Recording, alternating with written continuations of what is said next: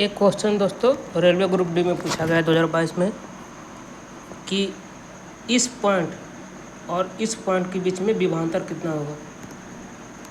तो हम जानते हैं कि यहाँ करंट जो है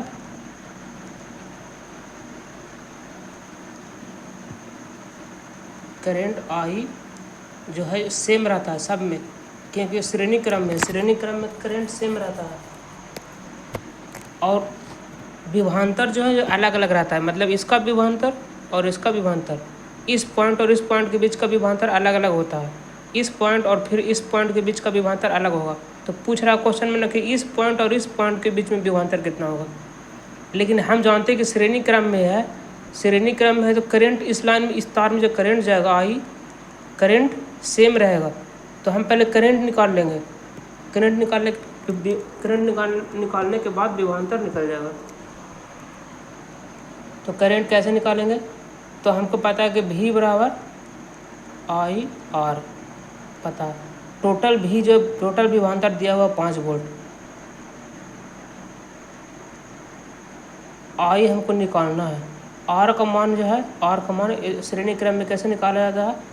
आर बराबर, ये दोनों जोड़ देंगे, R1 + R2। तो 6 4 10, तो यहाँ 10 लिख देंगे इसके जगह पे। तो V का मान निकल जाएगा, V बराबर I गुने 10। यहाँ 5 दिया हुआ था, 5 बराबर I गुने 10। 10 नीचे आ जाएगा, 5 से काट दो, 5 दूने 10। I बराबर 1/2 एम्पियर।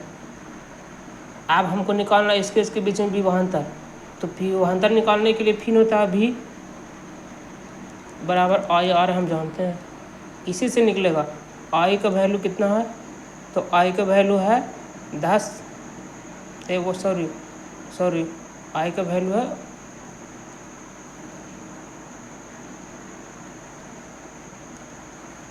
आई का वैल्यू है 1/2 गुने आर का वैल्यू 4।